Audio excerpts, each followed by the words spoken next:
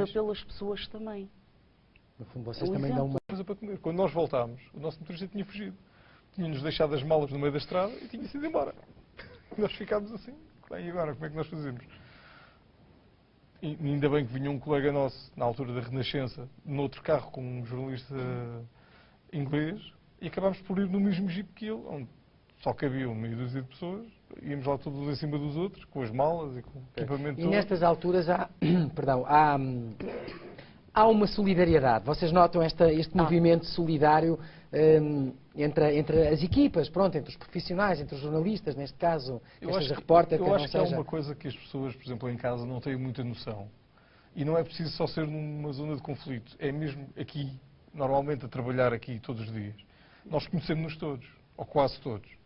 Nós encontramos-nos, não todos os dias, mas encontramos-nos muitas vezes. Com muita frequência. E quer as pessoas, quer não, cria-se sempre laços. Não é? Claro. Alguns mais fortes que outros. E a camaradagem que existe entre nós é muito maior do que aquilo que as pessoas pensam. E não passa nada por Guerras de audiências. Guerras de e audiências, não há nada Exatamente, disso. não Não há nada A prova é Não esse faz. livro. A prova é este livro, exatamente, que são vários repórteres de imagem que cada um conta aqui a história. Neste caso estão cá vocês os três, como poderiam estar os restantes. exato. Contem-nos agora, e é isso que é importante, Paula, a tua história. A história que contas aqui no livro. A minha história é sobre um parque na água. Foi uma reportagem que eu fiz no Brasil, em Campinas, e acho que acaba por se destacar neste livro justamente por ser um nascimento. Não é? Aliás, o título é mesmo Nascer na Água, não Nascer na água. Nascer na água. Marcou-me muito pessoalmente porque sou mulher, porque sou mãe, tenho um filho. E acho que só era possível mesmo no Brasil. Porque abrirem-nos as portas e deixarem-nos entrar e partilharem aquele momento tão íntimo, não é? De um casal, acho que só seria possível. Cá, julgo que ainda não seria possível. Tinha que ser mesmo. As cabeças mais abertas. Claro que tive a preocupação de zelar, de não fazer aqueles planos em que expunham demasiado a mulher, não é? Pois, claro. Mas nunca tenham dito nada.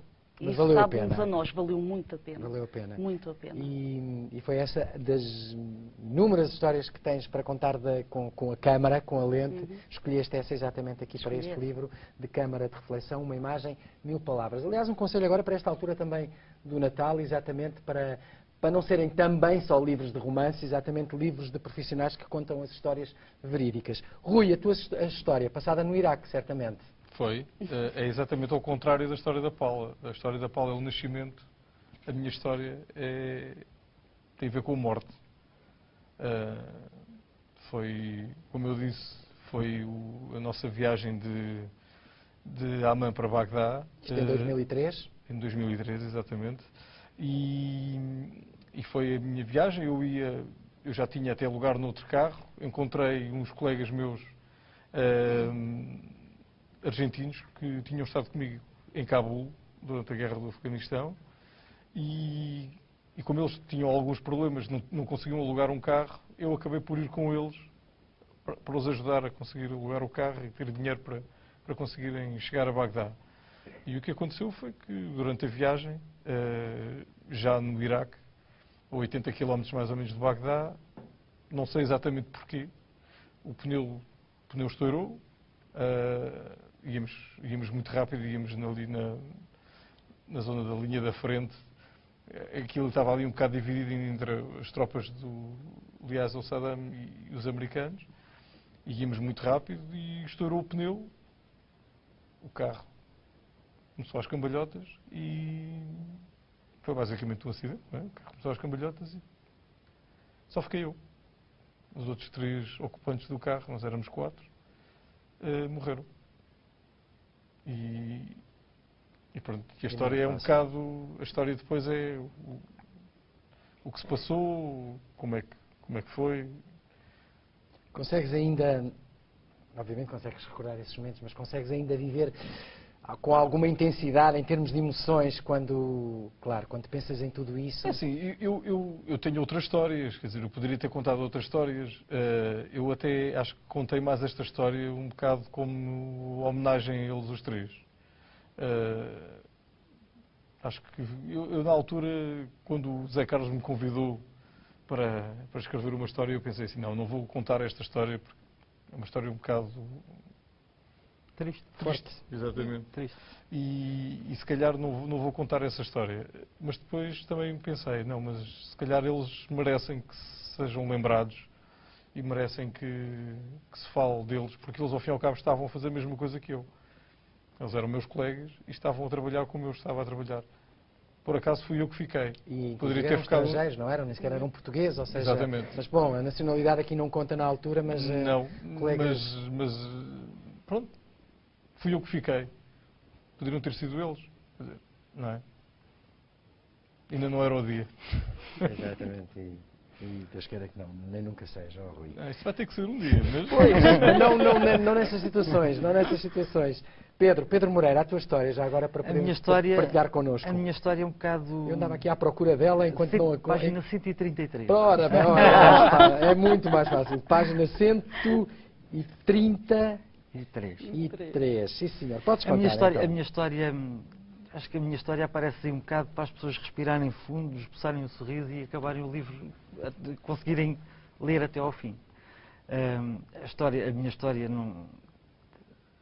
É uma história que se passou no conflito entre Israel e o grupo Hezbollah, que estava no Líbano. Isso é uma história que nós fomos à frente onde estavam os tanques, os carros de combate. Isto em 2006, para localizar. 2006.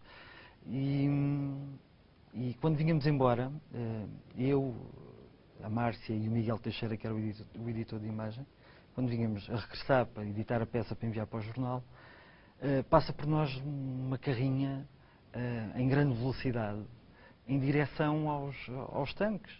Eu não sei, a maior parte das pessoas provavelmente não saberão que o exército israelita é uma coisa, é um exército só com miúdos, ou grande parte deles são miúdos, 18, 20 anos, todos eles têm cara de miúdo. O Rui esteve lá também e o pode testemunhar. E então a carrinha vai em direção a eles. Deixa-me interromper-te, não tinha essa noção. Assim, por acaso há ali tem os miúdos. E depois tem os veteranos, não é? Exato, que se alistam. Tem uma coisa curiosa, que eu não sei se o Pedro vai contar ou não, mas eu agora vou roubar-lhe essa parte. Que é uma coisa curiosa, que é o pessoal, os reservistas. Exatamente. Que têm que se apresentar quando há guerra. Então o que acontece muitas vezes, exatamente no mesmo sítio onde ele esteve, eles vêm de carro, de casa, e aquilo é como ir trabalhar. Vão ali à guerra trabalhar. Acordam de manhã, pegam no carrinho. Israel é muito pequeno. Podem até viver em Tel Aviv, acordam cedo, metem-se no carro, vão até lá acima, chegam ao pé da companhia deles, estacionam o carro, fardados, vão Parece para lá, a guerra vão dos vestir. russos. É verdade, mas é mesmo assim. Chega ao fim do dia, vêm outros para os substituir e eles pegam no carrinho e voltam para casa para ir dormir. É exatamente assim. É mesmo assim. Tanto que a primeira vez quando eu lá chego e vejo É os carros estacionados... É mesmo profissãozinha. Eles são obrigados a ir, porque a profissão deles é outra, mas eles, se a companhia deles for chamada para ir combater, eles têm que ir. Acho que é um povo muito curioso. E é um povo que tem uma união muito forte por todas as razões, não é? Portanto, se sentem-se ali todos, têm que dar uma ajuda. Nós cruzámos com muitas pessoas que emigraram dos Estados Unidos, que tem uma grande comunidade judaica, das maiores para lá, porque o país precisava deles, exatamente. São muitos organizados nessa luta. Mas para concluir a minha história, a carrinha... Isto é conversa entre amigos também. Não perdi não. A carrinha vai em direção aos tanques e ainda conseguimos ver que dentro do carro vinham os judeus ortodoxos. O que é que são os judeus ortodoxos? Para as pessoas que não sabem, são aqueles judeus que se vestem todos de preto, que têm aquelas coisinhas... Os rabinos que andam com as trancinhas. E que a carrinha ia cheio. E eles, os judeus ortodoxos, não reconhecem o Estado de Israel enquanto Estado, só reconhecem se fosse criado por Deus. Pronto, eles têm lá uma quantidade... Uma maneira de pensar. E eles param o carro, o pó assenta e as portas de trás abrem, saem duas colunas gigantescas. Começam a tocar música, começam todos a dançar com os soldados. parecia uma rave party no meio Mas no meio do campo de combate. Os ortodoxos? Os ortodoxos e os soldados, abraçados e tal, soldados a dançarem abraçados a projéteis que iam para o lado de lá, a dançar e tal, como chegaram, foram-se embora, meteram as coisas dentro do carro e saíram. Nunca mais ninguém os viu. Eu nunca mais os vi, estive lá um mês, nunca mais os vi. E a minha história é esta. E porquê é que achas que isso aconteceu? Não faço ideia, mas é estranho porque eles não cumprem o serviço militar, os judeus ortodoxos, eles limitam-se a rezar. São religiosos só, vivem em função da religião. Apenas isso. E o que eu achei curioso foi esta forma de se juntarem aos soldados para os apoiarem e como chegaram foram-se embora. E pronto, e os miúdos voltaram para a guerra, não é? E eles, pronto, devem ter ido animar outras pessoas que nem sei quem. Foram para outra parada. Claro que nós temos algum sentido de humor e levamos as coisas desta maneira, não é? Exatamente. E ainda bem, Deus queira que seja assim. Pois, tem que ser mesmo, e muitas histórias ainda haverá. E Deus queira que sim, é bom sinal enquanto vocês podem contar, ou possam contar as vossas histórias. Estar cá para contar. Estar cá para contar e que a vossa lente vá captando muitas e muitas situações. Situações divertidas também, para não andarmos aqui sempre no ar muito pesado. Com certeza que também as há. A do Paulo Maio, das pulgas. Contem-nos lá, partilhem connosco. Não, aquelas situações caricatas que nós às vezes vamos a um sítio. Por exemplo, uma dessas histórias é justamente sobre um momento desses, que é do Paulo Maio. Que ele conta que na altura, quando havia, era gripe suína, não era? Não, acho que foi um surto de brucelose. A brucelose. Que eles andavam à procura do gado. E então chegaram a uma aldeia. Só que o gado já não estava lá, porque eles sabiam que os veterinários iam lá. E então tiraram de lá o gado, que era para o gado depois não ser abatido. Eles ficaram lá o dia inteiro à espera e queriam apanhar o momento do regresso do gado, só que o gado não levou tudo atrás. Portanto, ficaram as pulgas. As pulgas. E todos eles apanharam. E pronto, e as pulgas tinham que se alimentar, não é? E então quando ele acaba a reportagem, está carregadinho delas.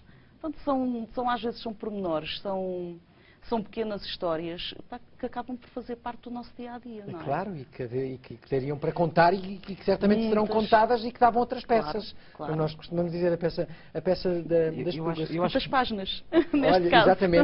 Exatamente. Eu acho que todos nós que temos esta profissão, acho que tens forçosamente que ter a capacidade de passar uma história.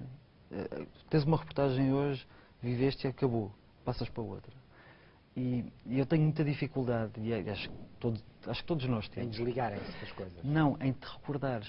Parece um mecanismo que as pessoas têm de se desligarem das coisas, das histórias que acontecem, do perigo que tu corres, para tu teres uma ideia. Eu acho que acontece com todos nós, quando vais para um cenário mais complicado.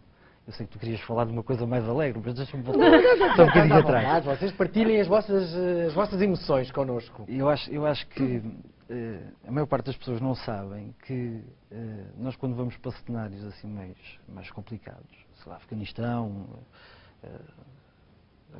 é o que eu me estou a lembrar, o Iraque, curiosamente, os guias e os motoristas são escolhidos ali no átrio do hotel. Confias numa pessoa que nunca viste na tua vida. Pois, e é isso que eu também há bocadinho me estava a lembrar quando vocês estavam a falar das caravanas, as carrinhas passam, o senhor que leva a chave do carro e tudo mais. Eu fiz uma entrada. É preciso arriscar um pouco, não é? É. A gente não sabe quem são eles. Eles podem estar do lado do inimigo também, e prejudicar os jornalistas. Podem nos levar direto a uma emboscada. Eu fiz uma entrada no Iraque